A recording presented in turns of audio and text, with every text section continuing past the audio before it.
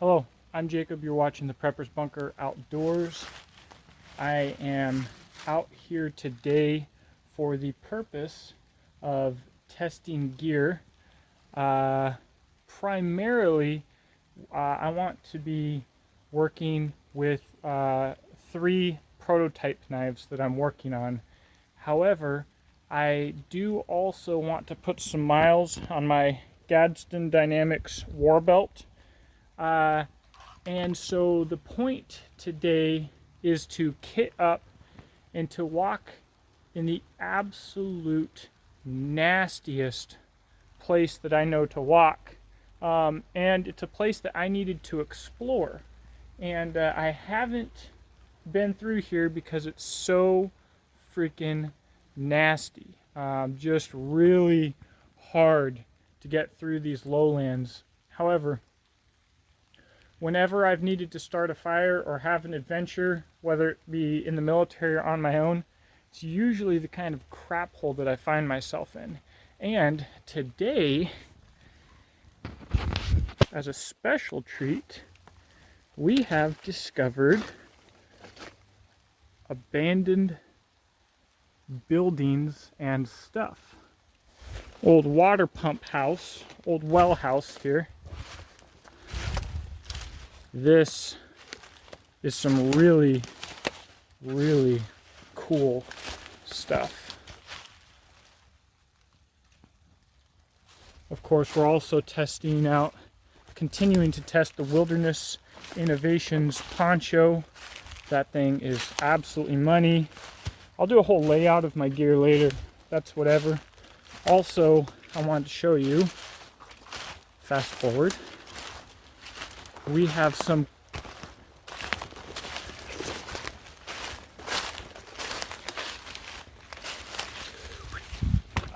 and fast forward. We just got some cool setup here for some pump house stuff, some old school Kentucky woods stuff. So I'll do a layout of my gear. I'm gonna start testing some knives and doing some stuff. And I'll probably end up getting home way too late, walking through some really nasty places. The other thing, weather. Kind of mid to high 30s and low 40s today, and rainy. So it was kind of the perfect opportunity to explore, to test gear, to test my layout, and maybe get a little bit of exercise, get my butt moving a little bit. So without further ado, I guess we'll do a gear layout. Alright, so this is the gear layout. As you can tell, I'm not really good at this. People are experts at pretty little gear layouts, and I'm not one of them. These are the 3 prototype knives that I will be testing for myself today. They were made by Airforce knives. This will be the Exodus knife and tool Airforce survival knife. That is my knife brand. Let's see here. This is the Gadsden Dynamics War Belt. I had him custom make mine in Alpenflage. Not that it matters, but I needed Instagram creds. Just kidding. I think that's like a high-speed gear IFAC. I have no freaking idea. It's whatever. ATS gear, mag pouches, Stan Strong Art patch. I'm not really good at patches. He makes really cool patches and gear, and I buy all of them because they're really cool. But I'm not a patch guy, so I don't show them off as much as I want to. Hidden Woodsman hat, whatever. Silky saw, Gone Boy. It is the way to go for a folding saw. I carry it in a Leonidas custom gear silky saw freaking pouch there. Check him out on Etsy. I brought both my Exotac fire rod and my Essie ferro rod. My Essie ferro rod is in an Armantis Carry Solutions Kydex holster with an Ulta clip, so you can clip it on whatever, 2.2. I was going to do a video comparing them won't happen today. Exotac repair kit, their paracord stored in a Hidden Woodsman pouch. Gray Ghost gear, small light pack, don't remember the name of it. It's freaking excellent. This is actually purchased for me by my buddy Justin. Really blew me away. I can't say how much I appreciate it. Outdoor research jacket, it's whatever. Freaking bipods, whatever. Don't buy anything off Amazon, F those guys. Beach and Tactical Baldric sling, because I gotta carry the dumb thing. I think this month with my Patreon payout, I will be buying a more compact tripod, because I'm so freaking done with this crap. Anyways, oh, piss. I gotta cover up my serial number before Google freaking tracks my crap. Alright, so this is like a half poverty, half rich boy build. But Tennessee arms lower, Hogue pistol grip, freaking Deadfoot arms, SCW 2.5, freaking SIG, Romeo, BCM handguard, Leo takedown kit. So this whole thing can break in half and store in a spot that's only like 12 inches long. Freaking amazing. Cloud defensive, freaking light on a Palmetto upper. This Palmetto upper is their premium whatever upper with the FN cold hammer forged barrel. Cold hammer forged is a freaking marketing gimmick. It's just another way to make a barrel. It is in no way superior. BCM QD. So, with that being said, and all the mistakes that I'm sure I just made, I've got a freaking... Part of this is going to be stress. That's always good for testing. And my right elbow's injured, and I just hurt it again screwing around out here because I really shouldn't be doing that. And I don't have much daylight, and I want to get this fire going. I want to use the crap out of these knives because that's why I'm out here. So, there are a lot of good things going on here for testing gear. Rain's starting to pick up, and as of right now I'm dry. We'll see if we keep it that way. So I guess I'll get to work.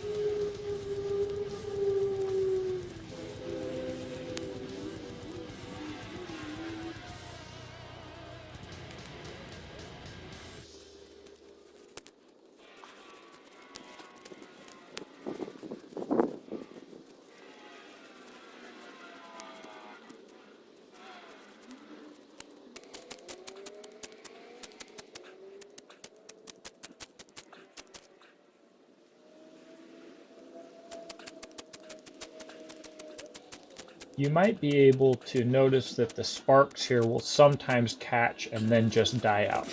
So everything out here is very wet. I tried to pick the driest cedar that I could, but it wasn't working well. So my option was go get better tinder or use something synthetic. I really advocate bringing something for fire starting in your pack, and at this point I realized that I had something, so I definitely broke that out because I didn't have the time to go screw around with more stuff, which in real life is usually how this turns out.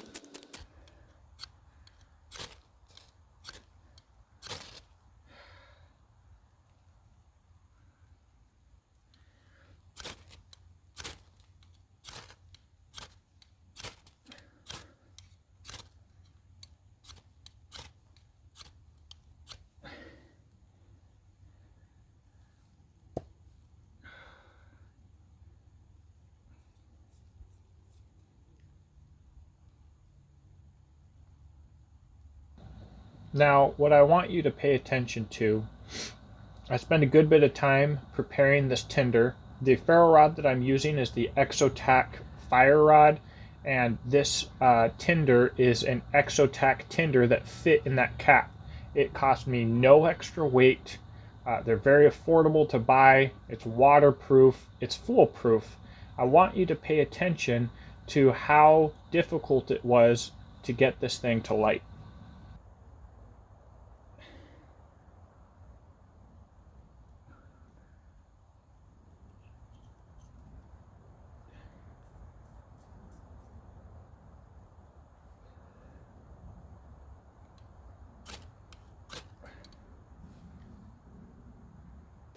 Here I make a really silly mistake. I start building my log cabin before I put the rest of my tinder on there, and I thought I'd have a little more burn time, but when you're using natural tinder, this is how it works. You gotta get all of your tinder in there quickly.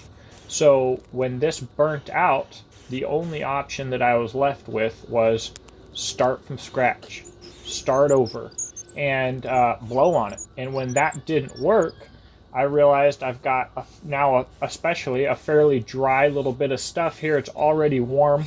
I was really thinking about just quitting and calling it a day, but this is really when you get the best idea of how a knife works, is when you're tired, you're frustrated, and crap isn't working. So I decided to go ahead, hit it again with the ferro rod, and do things right. And it worked beautifully. Should have done it the first time. That's how it goes.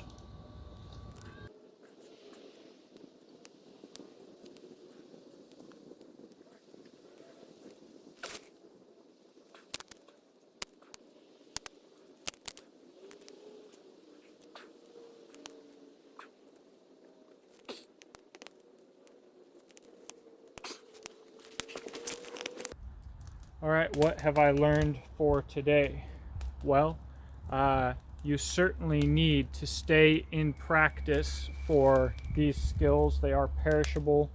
I'm sure I already walked you over with a voiceover the stupid mistakes that I made while making this fire, and I was just going to let it go because I'm out here to test these knives. But there's no better time to test a knife than when you're really frustrated, sore, tired, in a rush, whatever. Decide to stick with it, and worked. I know what I like and don't like on the knives. I know the changes that I want to make.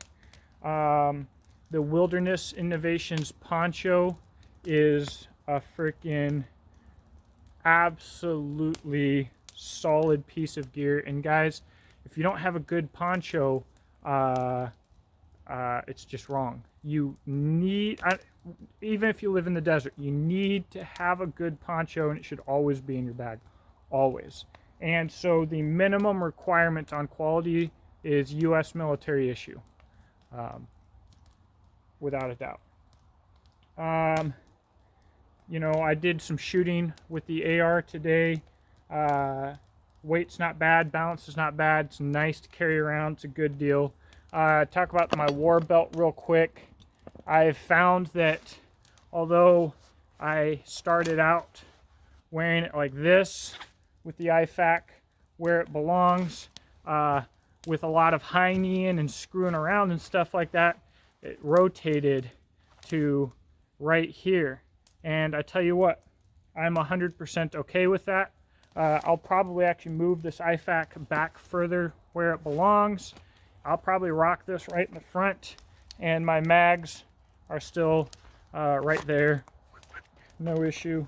So, you know, if it really mattered, it's not that big of a deal. But the Gadsden Dynamics War Belt, on the inside, it's this sticky neoprene stuff. It's just good stuff. Freaking love these belts. I'm going to work more on this little kit here. So, let's see. Of course, the ferro rod from Exotac. Exotac's products are always absolutely phenomenal. Leonidas gear, little pouch for my saw was nice. I'm sure you guys noticed we had a theme here with colors. Don't lose your stuff. If you want to disappear, have the stuff that you need to disappear. And if you don't want to disappear, or more importantly, if you have gear that you don't want to disappear, make sure that you have it in colors that will ensure that it does not disappear. With that being said, coming up with Exodus Knife and Tool, I think high-vis knives are going to be on the frickin' roster. I don't know. I know that it's starting to really get cold. I know that I've forgotten, I think it's actually starting to snow a little bit right now. I've forgotten a lot of what I was going to do. I forgot a lot of what I was going to say. But my primary purpose out here isn't actually to make a video. It's actually to test my gear, test myself, get out, explore, and do some prototype work. In that, I was successful. So, it's been a good day. Thank you for watching. I hope that you have a blessed day. Let me know what you think in the comment section below.